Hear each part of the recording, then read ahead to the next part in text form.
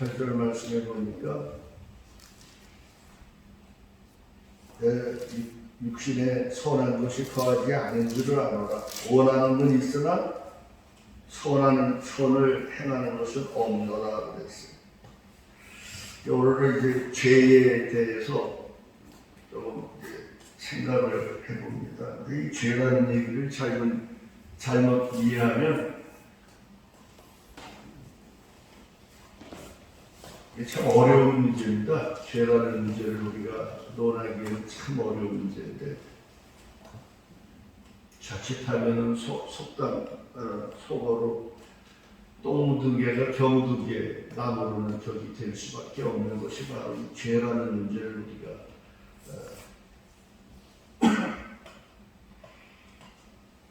얘기할 때 참 어려운 문제인데 그래도 예수 믿는 사람은 항상 말씀에서 우리를 비춰봐야 되기 때문에 이런 문제를 가지고 갈등을 안 한다면 그게 죄입니다.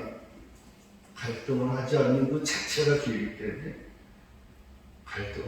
왜냐하면 그 훌륭한 사도 바울 선생님도 이 문제를 놓고 평생을 갈등하면서 살았다는 그런 말씀이 되기 때문에 오늘 죄에 대해서 한번 생각을 해봅니다. 우리가 영적 생활을 하면서 어디까지가 죄일까? 좀 큰 것 같아 볼륨이. 그죠? 울리지 않아요? 괜찮습니다. 갈등할 수밖에 없는 것이 죄의 문제입니다. 말씀드리기 전에 이제 동영상을 보시는 분들이 계셔서 제가 조금 양해를 구합니다. 제가 원래 청각장애 2급입니다. 그래서 노래도 전혀 못했던 것을 다 포기했던 사람인데 목회부 모고부터 다 포기하고 이제는 살려고 했던 사람인데 하나님이 은혜를 주셔서 건강하게 해주셔서 많이 좋아져서 제가 용기를 얻고 힘을 얻어서 노래도 해보고 또 말씀도 전해봅니다. 말씀을 전할 때는 내가 말을 할 때 내 속에서 귀가 울려가지고 내가 강약도 조절 못했고 상대가 제대로 듣는지 못 듣는지도 모르는 아주 그 혼란 상태에서 그래서 실로증도 생겼었고 사람하고 대화하는 것도 싫어했었고 어디 나가는 것도 싫어했었고 원래 그런 환자들이 그런 병을 앓고 있습니다만 하나님께서 은혜를 주셔서 그래서 저도 모르게 귀 컨디션이 안 좋을 때는 제가 하는 그런 때가 있어요. 상당히 우리 아들이 지적을 하더라고. 우리 막내 아들이 아버지 너도 기운 있잖아. 아버지도 기운 있어서 나도 모르게 그럴 때가 있지. 그 양해를 저도 모르게 귀 컨디션을 조절할 때 허루다 조절을 할 때가 있어요. 그래서 그런 경우가 있으니까 양해를 해주시기 바랍니다. 생각보다 또 동영상을 봐주신 분들이 많이 계신다고 그래서 너무 감사도 하고 또 여러 가지로 참 하나님 앞에 좀 더 잘해야 되겠다, 바로 서야 되겠다 그런 또 경각심도 갖고 그렇습니다. 사도 바울도 이 죄 문제를 놓고 갈등을 하는 모습을 오늘도 본문을 통해서 우리가 보게 되죠. 어디까지의 갈등입니까? 우리가 신앙생활을 한다고 하면서 특별히 영적 생활을 한다고 하면서 이런 고민을 안 하고 산다면 그리스도인으로서의 의미는 상실되었다고 말해야 되지 않을까 그런 생각도 해봅니다. 특히 목사로서는 더 그래야 할 것 같습니다. 갈등을 안 하는 분도 더러는 있습니다. 피로를 못 느끼는 분도. 어떤 분들일까요? 제가 70년을 살아오면서 여러 목사님들, 스승 목사님도 보고 또 아주 훌륭한 교회를 만들어서 목회하시는 아주 훌륭하신 목사님들도 많이 보지요. 그분들 가운데는 갈등을 할 필요가 없는 분들도 돌아오는 훌륭한 분들입니다. 어떤 분들일까요? 도덕적으로나 윤리적으로 거의 완벽하기만큼 사실은 그런 성자와 같은 분들도 계십니다. 이런 분들도 계시는구나, 또 그런 생각을 해봅니다. 훌륭하신 분들이죠. 우리 김경수 감독님 이제 연세도 드셨고 또 혼자 사시면서 어떻게 죄에 대해서 뭐 갈등이 가져오신 일이 별로 없으실 것 같은데 그런가요? 전혀 죄하고는 나하고 별로 관계가 없다, 그런 생각 하실 만도 한데, 제가 볼 때는 뭐 혼자 사시기 연세도 있지, 어떻게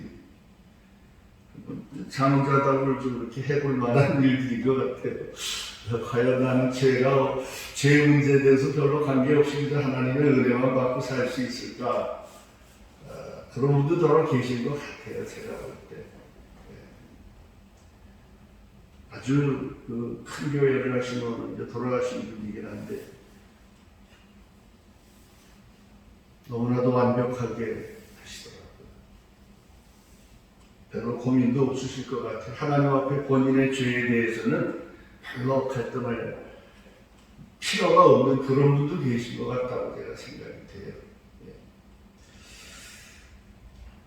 그런데 이제 이런 분들이라 할지라도 이런 고민을 안 하는 것이 또한 죄가 아닐까, 그런 생각도 한번 해봅니다.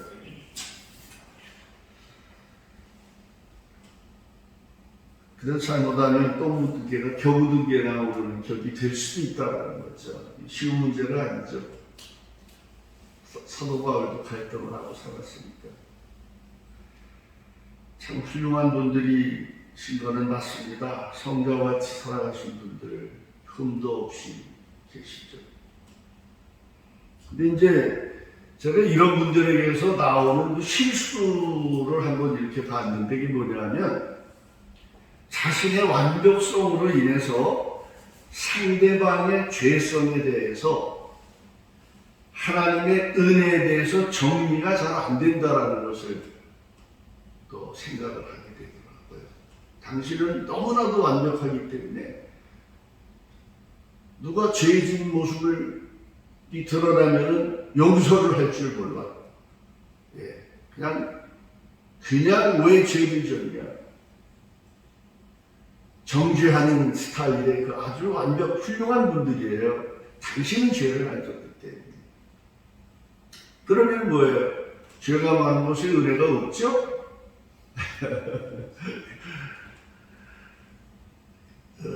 자기 의 때문에 죄가 은혜가 강해질 수도 있다는 거죠. 이런 분들은 구약의 10대 운명을 완전히 지키는 분이죠. 이런 분들. 예수 믿어도 죄 지으면 어디 가요? 이런 분들에 의해서는 지옥 가는 거예요. 벌써 문제가 심각해지는 거예요.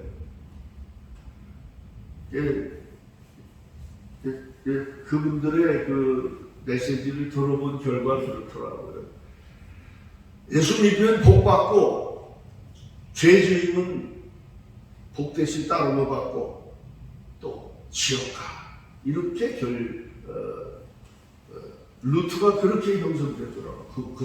그분들 앞에는. 그러면 교인들은 공포에 떨어야 돼요. 그 자체가 공포란 말이에요. 무서워서 예수 믿어야 돼요. 은혜로 믿는 게 아니라 율법으로 믿어야 되는 그런 결과들이 많이 있더라.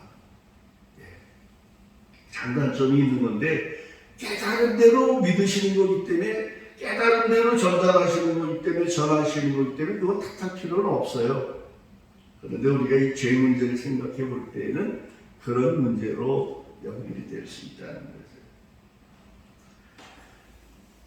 이렇게 말씀하시는 앞에서 죄인은 설 자리가 없어진다는 말씀입니다. 십자가에 매달린 살용수도 갈 자리가 없어. 그죠? 예수님 옆에서 여태 예수도 모르다가 그 죄라는 것이 뭐 어떤 죄인지 우리가 다 파악을 할 수가 없죠. 그 당시에 죄는 또 지금 죄하고 제목이 다르기 때문에. 어쨌든 죄잖아요. 그죠? 예수를 몰랐잖아요. 근데 예수님 옆에 사형수가 이렇게 말하면 예수님이 내가 너와 함께 나오고 있으라는 답이 또 어느 이 성경의 기록이 없은 게있다는 게 있잖아. 그래서 좀 곤란해지는 문제가 생긴다 그 말이죠. 그런데 신약에 와서 예수님께서는 내가 너희가 십계명은 구약에서 기록이 됐고 너희가 마음에 음욕을 품어도 뭐라 그랬어요?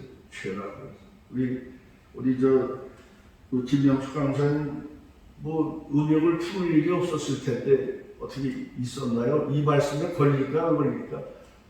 한번 자신 있게 대답 좀 해보세요. 걸려요 안 걸려요? 걸린 적 있어요 없어요? 참 이게 어려운 겁니다. 그래서 죄 문제를 논한다는 게 어려운 문제입니다.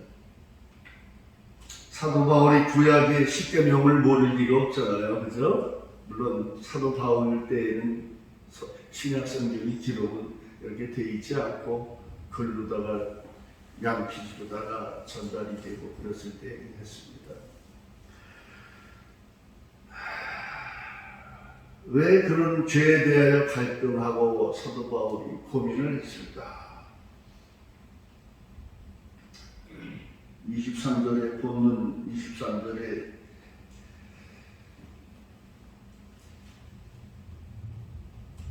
내 지체 속에서 한 다른 법이 내 마음의 법과 싸워서 내 지체 속에 있는 죄의 법으로 나를 사로잡는 것을 보는다.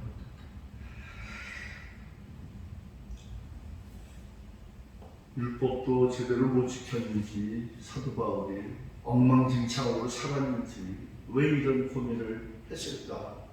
우리가 한번 이 고민하는 모습을 보면서 생각해보지 않을 수가 없습니다. 그래서 바울이 설마 그렇게 살았겠어요? 과거는 어땠을지 몰라도 예수님을 만난 후에는 그러지 않았을 거라고 생각합니다. 그런데 이렇게 고민을 심각하게 한 모습을 보죠.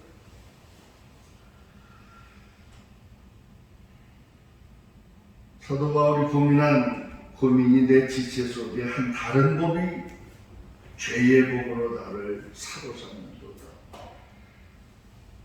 이 법은 사망의 법인데 이 법이 어디에 국한된 것일까? 어느 한두 군데만 국한된 것이 아닐 것이다라고 생각이 됩니다. 우리 인간의 육체에서 마음에서 일어나는 각종 모든 것이 거기에 죄라고 하는 죄 다 있을 것이라고 생각합니다. 사도 바울은 신이 아니라 신성에 가까운 사도예요. 그죠? 신성. 지난번에도 말씀드렸듯이 우리가 고난을 통해서 고통을 통해서 엎어지고 하나님 앞에 기도하고 할 때에 우리는 더욱 신성화되는 겁니다. 내가 너희를 신이라고 하지 않았느냐. 예수님이 요한복음에 말씀하신 것처럼 거룩하게 성신의 사람이 되어가는 과정이지만은 사도 바울은 그 누구보다도 이런 분이라고 생각합니다. 그럼에도 불구하고 육신에게서 일어나는 모든 각종 죄 문제를 놓고 마음에서 일어나는 모든 생각 속에 육이 사망의 육의 법이 주는 모든 죄성을 놓고 고민했던 모습을 우리가 보면서 우리도 한 번쯤 고민해 볼 수밖에 없고 한 번쯤이 아니지 평생 해야 되겠죠. 사도 바울이 그러면 나침판이 없었냐 그 말이에요. 그죠? 나침판이 있었잖아요. 성경 말씀에 나침판은 얼마든지 있지요. 나침판이 고장났을까? 성경의 나침판은 고장이 안 납니다. 사람이 만들어 놓은 나침판은 고장이 납니다.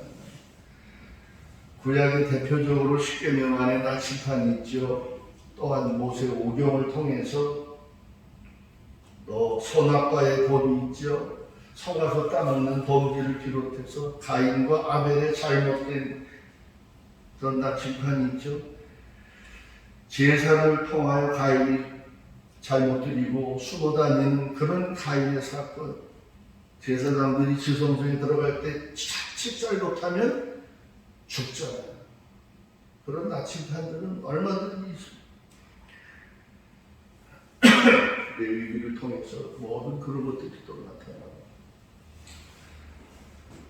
그리고 신약에 와서는 예수 그리스도가 단번에 십자가에 죽으시고 부활하셔서 우리 특자의 모든 죄를 한 번에 해결해 주신, 사실 죄와 우리와 상관이 없어진 거잖아요. 그럼에도 그런 것을 모르는 사도 바울이 아니었잖아요. 이와 같은 착한 나침판을 그 누구보다도 잘하는 바울도 자신의 자아 속에서 갈등하고 심히 고민하는 성령의 법과 사망으로 끌어가는 죄의 법과 갈등하는 모습을 보지요, 우리가. 그 누구도 아무리 의롭게 산다고 자부하며 예수 믿어 죄 지으면 지옥 간다고 외칠 만큼의 모든 법적으로 율법적으로 완벽하게 사는 그런 훌륭한 분이라도 사도 바울을 비춰보면은 뭐 어떻게 되죠? 다 위선자이다 그 말입니다. 자기의 완벽성을 가지고 상대방을 잘못 믿으면 지옥 가라고 말하는 그거, 이거 엄청나게 무식한 겁니다.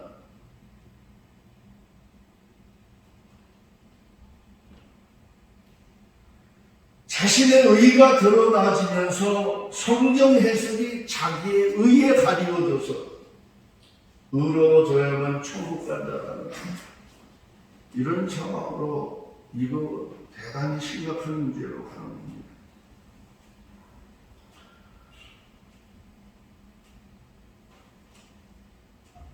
더 나아가서는 진리 안에서 자유가 아닌 도덕적 속박에서 벗어나지 못해서 진리 안에서 뭐가 있어야 되죠? 진리 안에서 자유의 맛과 죄가 있는 곳에서 하나님의 은혜의 맛을, 기쁨을 누리지 못하게 하는 모순이 많이 일어난다는 것을 우리가 깨닫지 않을 수가 없습니다. 이것은 윤리적, 도덕적 교리를 만들 수 있으나 깊은 은혜의 세계에 접근할 기회를 얻지 못하게 하는, 맛보지 못하게 하는 폐단으로 이어질 수 있다는 겁니다. 그렇다면 바울에게서 이러한 신앙 고백이 필요하지 않을 수도 있었을 겁니다. 의로, 도덕적으로 바르게 섰을 때 문제가 없다라는, 그죠? 또는 예수님의 십자가도 필요하지 않을 수도 있었을 겁니다. 자기의 의가 의로 천국을 간다. 그렇다면 본문 7장 24절에 오호라 나는 곤고한 사람이로다. 이 사망의 법에서 누가 나를 건져낼고, 결국은 이것이 바울의 진솔한 고백이죠. 십자가가 해결해 줬음에도 불구하고 이런 고백도 필요하지 않을 수 있다 그 말이에요. 그렇다면 바울의 이런 신앙 고백도 필요가 없습니다. 그러므로 우리는 하나님 앞에서 의롭다 할 수 없는 죄인임을 고백하지 않을 수가 없어요.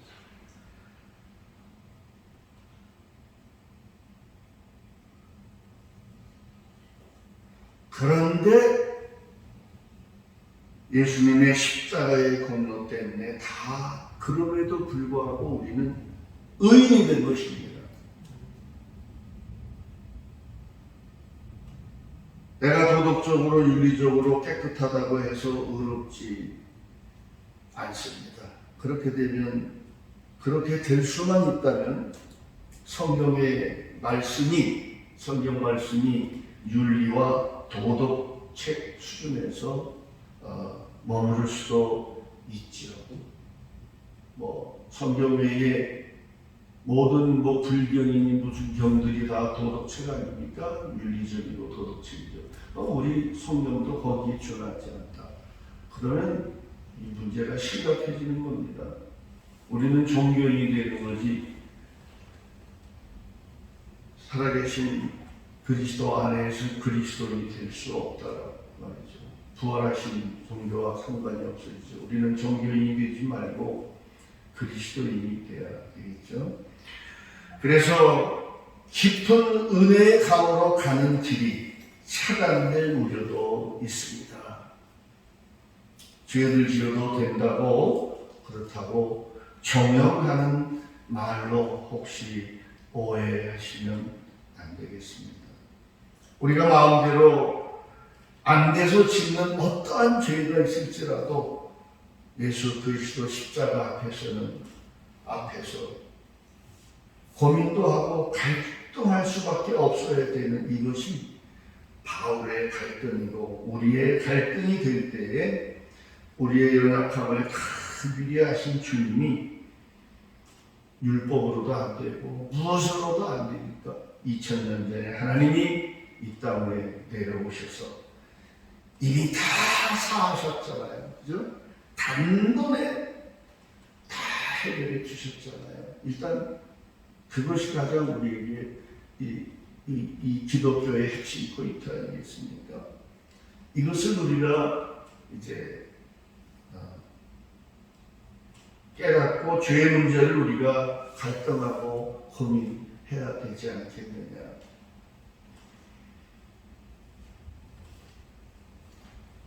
사도 바울이 갈등 속에서 볼 때 한번 생각해 볼 부분들이 좀 있어요. 오호라 나는 건도한 사람이로다. 이 사망의 법에서 누가 나를 건져낼고. 바울이 용서해 주세요 그런 말이 없단 말이에요. 고해하는 거예요. 자, 우리가 이제 용서라는 문제 때문에 조금 고민들을 많이 하는 경우가 있어요. 성경에 용서라는 말씀이 어디에 있어요?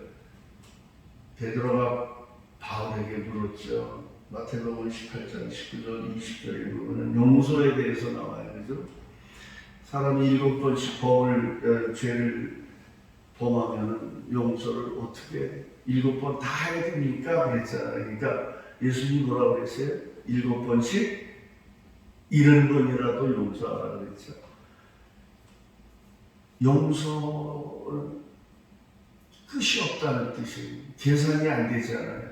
그건 뭐냐면 이거는 사람 관계 속에서 우리가 그리스도인으로서의 관계 속에서 얼마나 용서해 줄 일이 많아요. 사실은. 그죠? 네. 어떤 법적인 문제 그러면 세상 법이고 그리스도 안에서도 형제지간이나 부모 형제 그리스도인들끼리 교회 안에서 나를 섭섭하게 하는 사람, 인간적으로 내 마음을 아프게 하는 사람, 용서가 안 되는 사람이 있잖아요. 그죠? 그 관계 속에서 말씀하시는 것 같아요. 용서되는 단어가 별로 없어요. 저는. 하나님 앞에 많이 울긴 했죠. 네. 그래서 조금 이해를 돕기 위해서 용서가 너무 남발이 되더라. 하나님 앞에 용서는 필요하고 한 게 아니에요. 왜냐하면 단번에 해주셨잖아요. 2000년 전에 십자가를 우리의 미래의 죄, 현재의 죄, 과거의 죄까지. 사실 우리가 어떻게 살 것도 우리 주님이 다 알아. 네가 언제쯤 무슨 죄를 질 것까지도 다 머리카락 하나도 다 세고 계시는 하나님께서 다 알고 계시잖아요. 네가 너무 못났어. 네 자유의지는 너무 약해. 마귀에 시달려서 언제 무슨 죄 질 것까지도 알아. 그래서 그거를 나중에 하나님이 무한한 사랑의 뭐에 허용이라는 신학적 용어가 있어요. 허용. 무슨 죄를 졌어도 이미 다 허용됐다. 내 자유의지가 약해서. 그러나 2000년에 단번에 죽으신 십자가에 그것까지도 다 이미 해결이 됐기 때문에 하나님 앞에 그냥 우시면 돼요. 우시면. 그래서 이 세상 사람들이 그러더라고요. 아이고 예수 믿는 사람들은 참 아주 웃기는 사람들이야. 뭐 시커먼 죄 짓고 일요일날 교회 가서 용서해 주세요 회개하면 되냐. 이게 조소의 소리, 조롱의 소리잖아. 그러니까 너무 가볍게 우리가 하나님 앞에 용서를 해주세요. 그거보다는 그냥 우시자고 말이야 우리가. 예, 용서는 인간 속에서 일어나는 용서를 얼마나 서서 저놈의 새끼 내가 용서할 수가 없어. 여러 거 용서해라. 7번씩 7번이라는 게 뭐예요? 무한대 용서해라. 왜냐면 네가 너는 용서 한 번에 다 받았잖아. 너도 죄인인데 그냥 그런 것을 의미하는 거죠. 예. 그래서 우리 하나님은요, 하나님 앞에 울 줄 모르고 돈 많이 갖다내요. 소용없어요. 헛거예요. 하나님 앞에 내 자신을 드러내놓고 울으면 하나님이 그 하나님 마음이 약하시다고 그러더라고. 어디서 고통을 받고 힘들 때 가서 울면 하나님이 그 눈물을 보신다는 거예요. 네? 나다나엘이 빌립을 따라 나오니까 내가 너를 보았노라. 언제 보셨나요? 내가 똥나무 아래 무슨 나무지? 똥나무 아래 무슨 나무야? 무화과나무 아래 내가 있을 때 보았노라. 보시잖아요. 욥에게는 언제 봤다고 그랬어요? 네가 왜 고통을 당하냐? 나를 원망하고 저주하느냐? 내 생일을 태어난 것을 저주하느냐? 내가 이 땅을 창조할 때 너 어디 있었냐? 하늘의 세계 아들들의 씨로 너희가 있지 않았느냐? 그때도 내가 너를 보았는데 지금이라고 내가 너를 못 보고 있는 줄 아느냐? 네. 보고 우니까 욥이 저주하고 울고 자기를 생일을 저주하고 울고 하니까 하나님이 응답하시는 거 아니겠어요? 우리는 용서를 가볍게 빌은 그러고 막 진짜 용서를 우리가 해줘야 돼. 우리가 용서를 받았잖아. 하나님 성삼위일체 하나님 우리가 우리 죄를 용서해 사해 주셨잖아. 그와 같이 우리도 이미 사함받은 우리니까 형제 너도 이미 사함을 받았고 너희들의 주변에 일어나는 모든 문제들을 네가 사함 이미 받았지. 용서해주고 기도해줘라.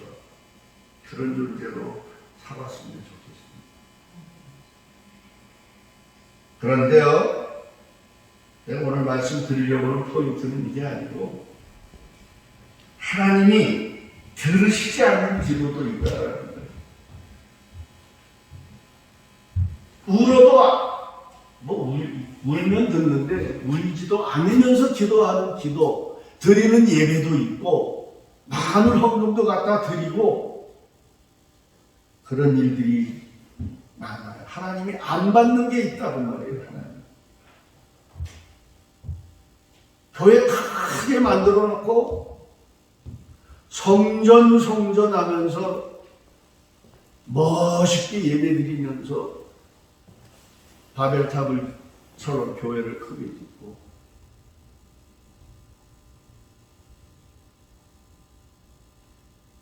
하나님 앞에 예배도 드리고 열심히 하지만은 하나님이 안 들으시는 기도가 있고 안 받으시는 찬양이 있다라는 것. 그래서 십자가 앞에 나아가면 어떤 깊은 죄라도 은혜의 세계로 들어갈 만한 죄들입니다. 울기만 하면 됩니다. 하나님 앞에. 하나님 옆에 운다는 건 자기 자신을 안다는 거예요. 바로 사도 바울이 갈등하며 고통하는 그게 그냥 그렇게 했겠어요? 막 속에서 그 고통하고 갈등이 울었다는 의미 아니겠어요? 마음으로. 내가 이 오호라는 권고한 사람들 사랑의 법이 나를, 죄의 법이 나를 끌어내요. 얼마나 그것을 생각하면서 울었겠어요. 내가 해결할 수가 없는 것이구나. 어떠한 죄도 우리가 하나님께서 울면 해결해 주십니다. 응답해 주십니다. 그래서 깨달은 게 다시 또 십자가의 도예요. 사도 바울이 이 문제를 해결하는 십자가의 도밖에는 없다라는 것을 보게, 그렇게 들어가는 지도는 하나님이 다 해결하십니다. 모든 분들 우리가 미워하면서도 용서해야 됩니다. 우리는 주변의 모든 저도 속상한 일이 많아요. 가족 속에서도 그래요. 많이 미워할 수밖에 없어요. 우리 육은. 그러나 용서해야 됩니다. 받아줘야 됩니다. 용서받은 자에 우리는 사함받은 자기 때문에 용서해야 되는 존재들입니다. 그런데 죄는 죄인데 하나님께서 너는 참 바보다, 머저리다 하시는 죄가 있습니다. 내가 너를 대한민국 땅에 태어나게 해서 이렇게 복을 주고 70년 전에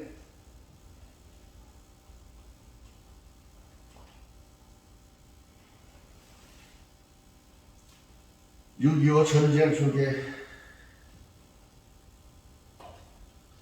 패배했다면서 그 당시에는 아프리카만도 못한 그런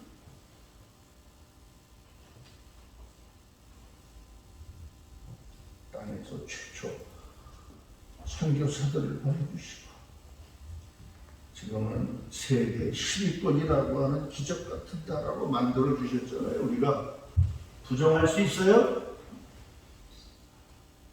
이승만 대통령이 복음을 받아가지고 그렇게 노력을 하고 해서 한미동맹을 만들어줬고 선교사들이 들어와서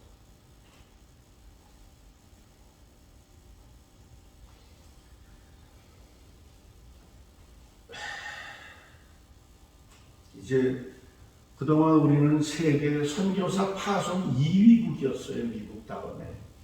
얼마나 복받은 나라입니까? 그런데 우리가 모르는 중에 김일성 주체사상 그 뿌리들이 이 땅에 남아가지고 잔재들이 공산 사회주의 주체사상과 70여 년 전부터 교육을 받아서 교육계에 침투돼서 오직 기독교 하나님의 은혜로만 세워진 우리 대한민국을 전복시키려는 그런 위장 평화시호를 외치는 주사파들의 속임수에 그동안 남녀노소 지식인들 목사들까지도 세뇌가 되고 또는 거기서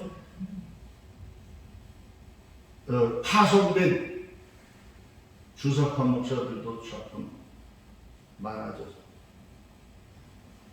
이것이 현실이잖아요. 아직도 감각을 못 느끼고 있다는 이 사실을, 이 죄는 어떻게 하나님이 생각하실까? 아직도 감각을 못 느끼는 목사들 또는 그 밑에 교인들, 이 죄는 하나님이 어떻게 생각하실까?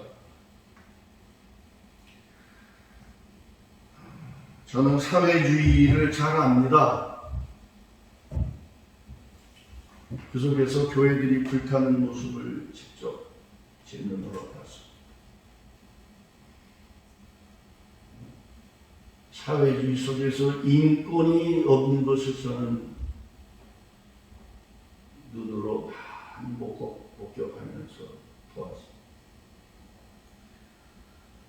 그런데 우리도 몇 년 동안 지금 사회주의를 체험했습니다. 세뇌가 돼가지고 사회주의가 사회주의 가는 걸 모르고 살았다는 거예요. 목사들이 산다는 거예요. 그 밑에 교인들이 또는 국민들이. 저는 이번에 그것을 알았어요. 아, 사람의 쇠뇌가 그렇게 어려운 게 아니었구나. 사람들이 쇠뇌되는 것이 그렇게 어려운 게 아니었구나. 지식인도 무식인도 쇠뇌되는 게 다 똑같더라고. 쏘가 넘어가는.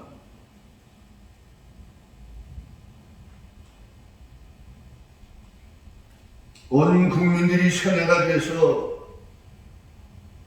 살면서도 느끼지를 못할 뿐이에요. 왜냐하면 그들의 말은 위장술이 능합니다. 사람을 쇠뇌시키는 기술이 사탄의 지혜를 받아가지고 능통합니다.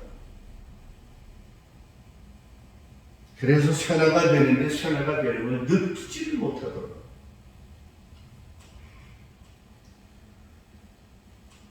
사회주의 그들은 유토피아를 만들기 위해서 기독교를 없애야 되는 것이 그들의 일념입니다.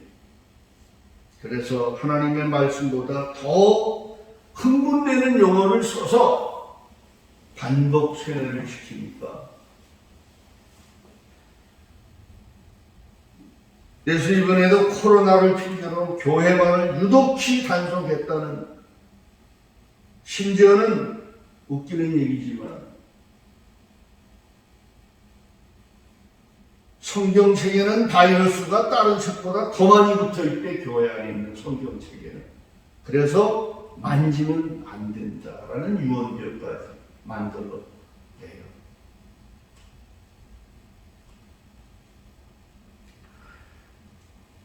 아마 그럴 거예요.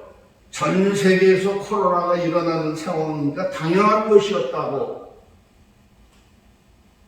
맞습니다. 전 세계에서 일어난 사탄의 괴락이었습니다. 그러나 우리 대한민국 안에서는 좀 더 특별했다는 것을 모르더라고요. 교회를 이제 없애보겠다고 하는 그런 사탄의 전략을 아는 사람은 알겠지만 몰라요. 많이들 모르더라고요. 너무나도 가슴이 아프고 한스러웠습니다.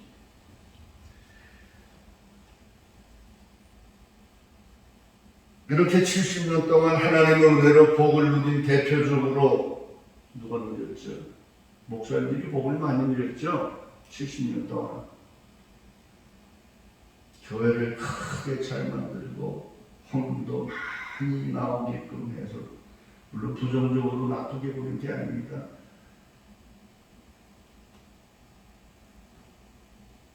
바로 하나님 앞에 하지 못한 그런 일들이 너무나도 비일비재했다는 겁니다.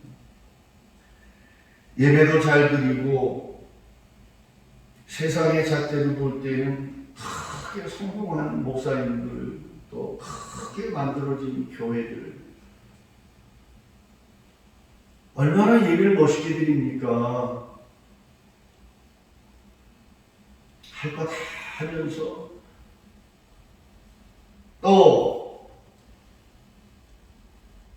불의에 대한 정부시책이라고 복종들을 잘 했죠.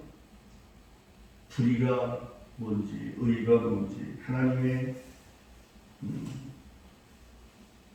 그 하나님께 어떻게 잘하고 바로 하는 건지 감각 없이 정부의 시책이라고 복종들 잘하고 있는 그런 모습들을 하나님은 어떤 죄목으로 치고 가실까? 세계 역사 속에서 어느 나라도 위태로운 깨어있는 위태로운 그런 상황 속에서 깨어있는 종교 지도자들은 다 나서서 싸웠습니다. 정치인들은 나라를 망가뜨리려고 했지만 깨어있는 지도자들은 나가서 싸우다 죽었습니다.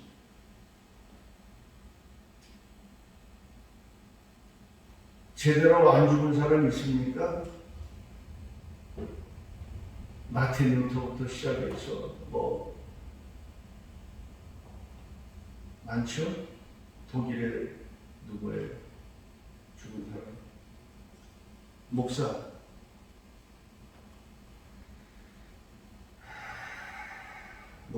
역사적으로 들추고는 한둘이 아니죠.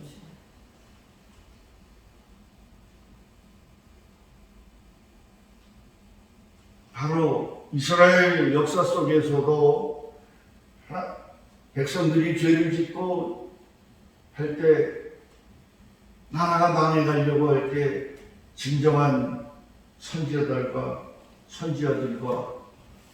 지도자들은 계속 외치며 잡혀가며 또 나오면 또 외치고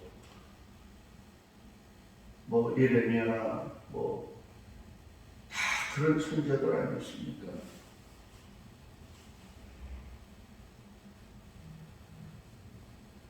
말씀을 외치며 군대를 조직하기도 하고 싸우려고 얼마나 기도원 군대도 만들고 등등 이렇게 이게 나도 그 전에 그걸 몰랐는데 이번 일을 겪으면서 알았어요. 목사가 정치에 참여하면 안 돼. 정치 참여할 필요가 없죠. 왜 정치에 참여를 해요? 그러나 잘못된 거는 싸울 수밖에 없는 거예요. 나도 나중에 알았지만은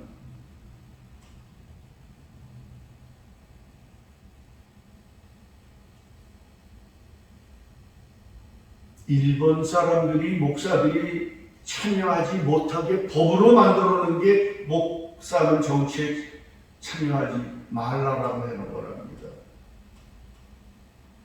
우리 기독교는 싸우는 기독교입니다. 불의를 보고 싸워야 되고 사탄과 싸워야 되고 사람들은 옛날에 우리 선배님들도 목사는 정치에 참여하는 거 아니야.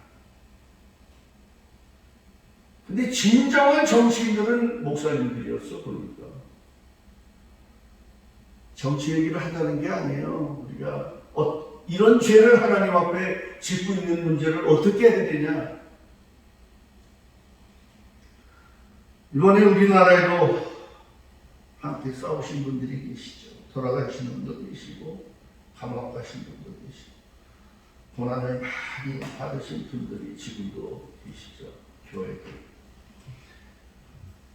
우리 호세아 4장의 제사장들에게 즉 하나님의 종들에게 뭐라 그랬나? 너희가 지식을 버렸으니 나도 너희를 버릴 것이다 라고 했습니다.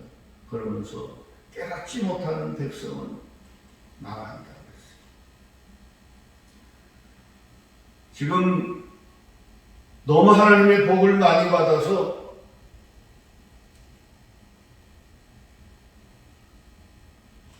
성직자의 이름 가지고 누리는 세상이 됐더라는 말이에요. 우리나라. 그러니까 싸워. 그저 의식적으로는 얼마나 예배를 멋있게 드립니까? 교회들이.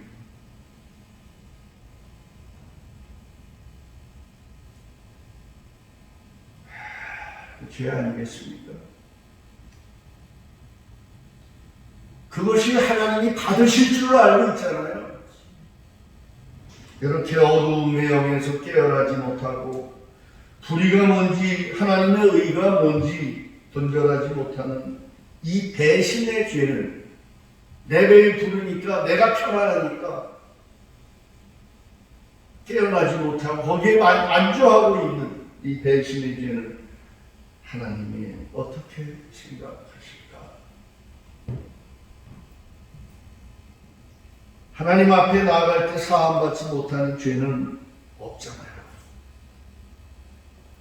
그런데 하나님께서 들으시지 않는 기도가 있다는 것을 우리가 알아야 될 필요가 있습니다.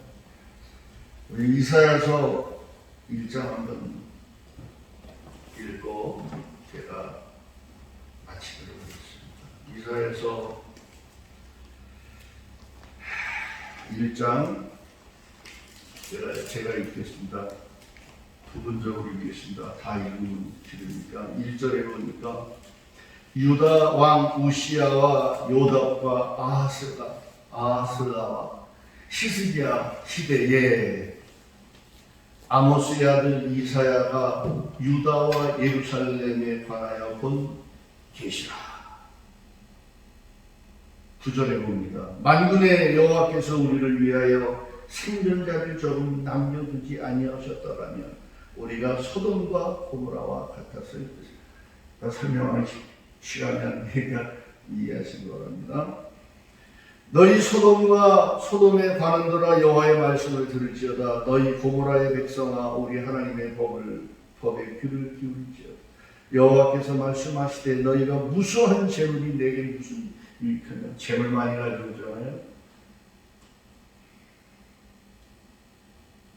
나는 수양의 번제물과 살진 짐승의 기름에 배불렀고 나는 수송아지와 어린 양이나 순명소의 피를 기뻐하지 아니하노라. 너희들이 많이 가져오라고. 12절에 너희가 내 앞에 보이러 오니 이것을 누가 너희에게 요구하였느냐. 내 마당만 밟을 뿐이다. 괴롭다고 말해 하나님이. 너희들이 하는 행태들이 교회 크게 세워놓고 딴짓하는 거. 하나님의 의도 모르고 누가 너희에게 요구하였느냐? 누가? 13절에 헛된 질문을 다시 가져오지 말라. 분양은 내가 가증히 여기는 것이요 월삭과 안식일을 하고 주일을 하고 모이는 대회 이것도 그러하니 성회와 아울러 모래매여 악을 행하는 것을 내가 견디지 못하겠노라. 이게 하나님의 마음이에요. 오늘날 타락한 이 시대에 14절에 내 마음이 너희의 월삭과 정한 절기를 싫어하니 그것이 내게 무거운 짐이라. 하나님 무겁대요. 내가 너희 지기에 건비하였느니 15절에 너희가 손을 펼 때 내가 눈을 너희에게서 가리고 기도 안 듣겠다는 거예요. 안 받으시겠다는 거예요. 안 듣는 기도하지 말라는 거예요. 너희들이 무수한 재물을 가져오고 크게 성당을 크게 만들어 놓고 교회를 크게 만들어 놓고 밥을 쌓는 모습 내가 받지 않겠다.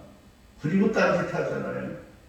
오늘 교회도 마찬가지고 신부도 마찬가지고 얼마나 지금 정치에 뛰어들어가지고 불의한 정부에 아부하고 비유마치고 많습니다. 그래서 죽은 성당에 어느 순교한 분도 계셔요. 평신도인데 못 견디었어요. 자, 너희가 많이 기도할지라도 내가 듣지 아니하리니 이는 너희의 손에 피가 가득하니라.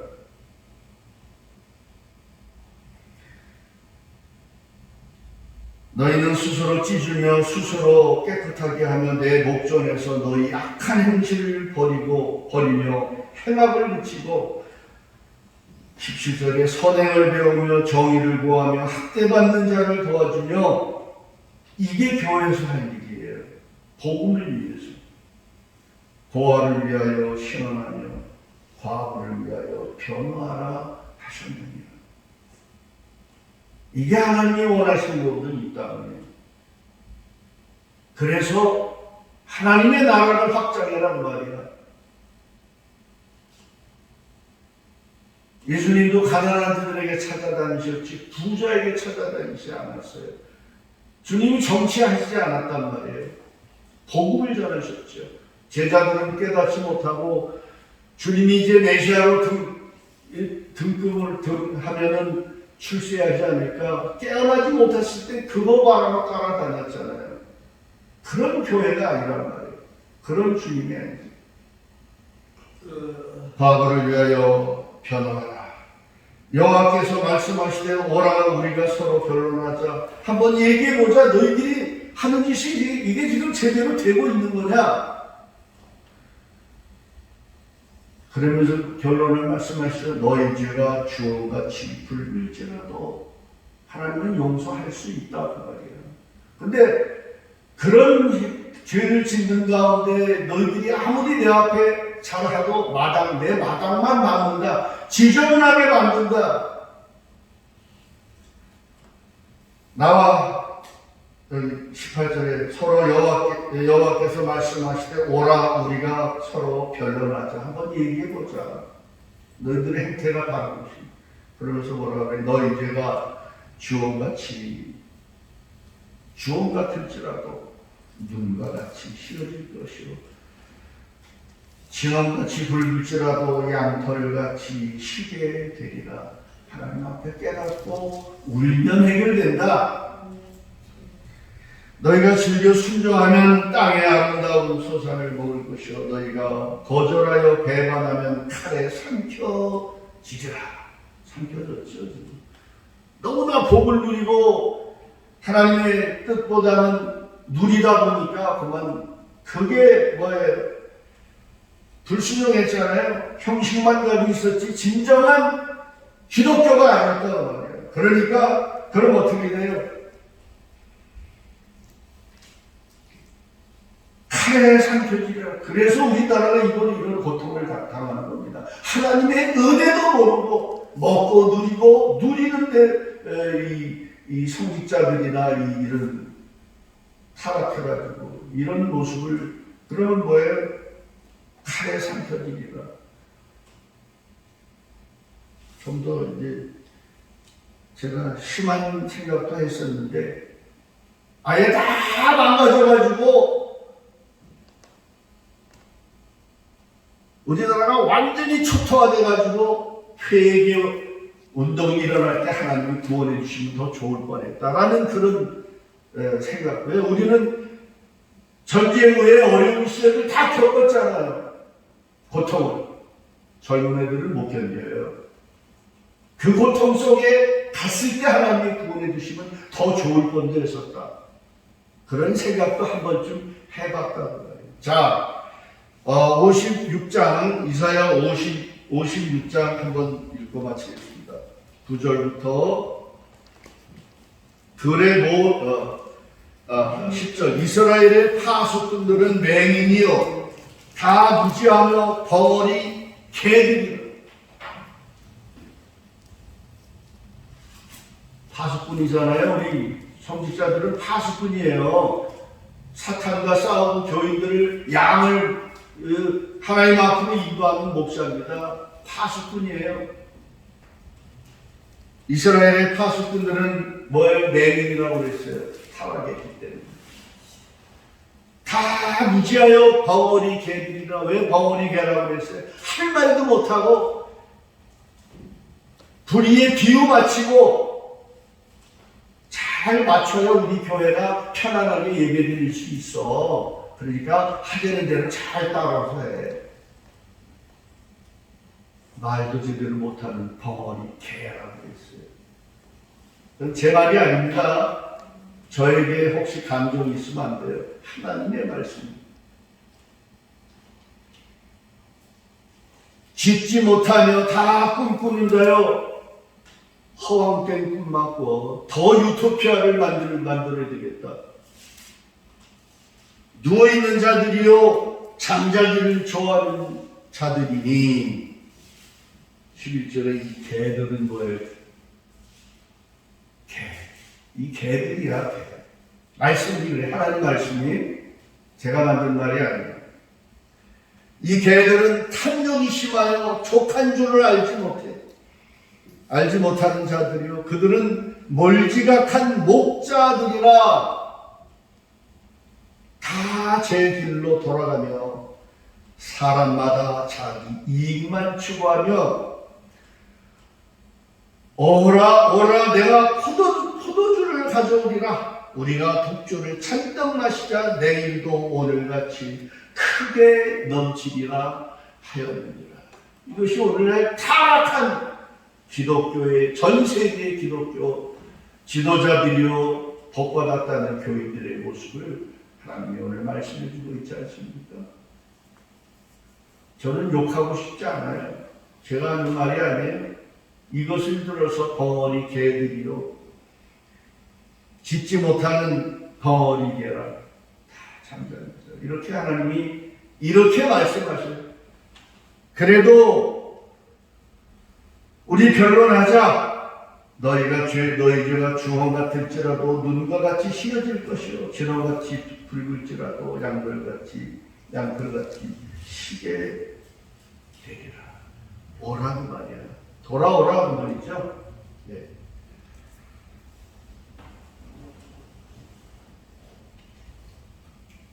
이러한 하나님의 종들, 이러한 영적으로 어둠에 갇혀있는 이 죄, 깨닫지 못하는 이 죄를 하나님 뭐라고 하실까? 사도 바울은 고민하고 깨달은 결과 오라 나는 죄인 중에 개수로다. 이 사막 법에서 나를 누가 건져내고 그랬는데 오늘 우리 이 죄는 하나님이 뭐라고 하실까? 한번 소리내서 말씀 생각하면서 주여 한번 크게 부르고 전적으로 기도하겠습니다. 주여 아버지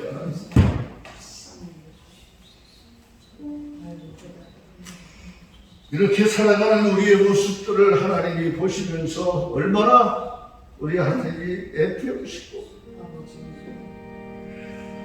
하나님의 마음이 고통을 느끼실지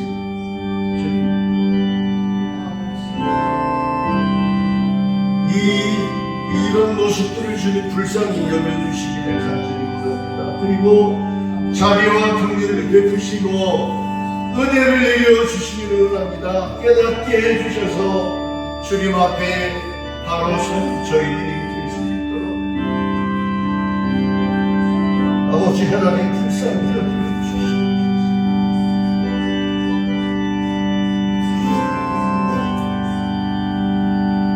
불쌍히 여기시고 깨닫게 하셔서 은혜를 베풀어 주셔서 이제부터라도 하나님 앞에 바로 주님 나라에 가기까지 살아가는 저희들의 모습이 될 수 있도록 인도해 주시옵소서.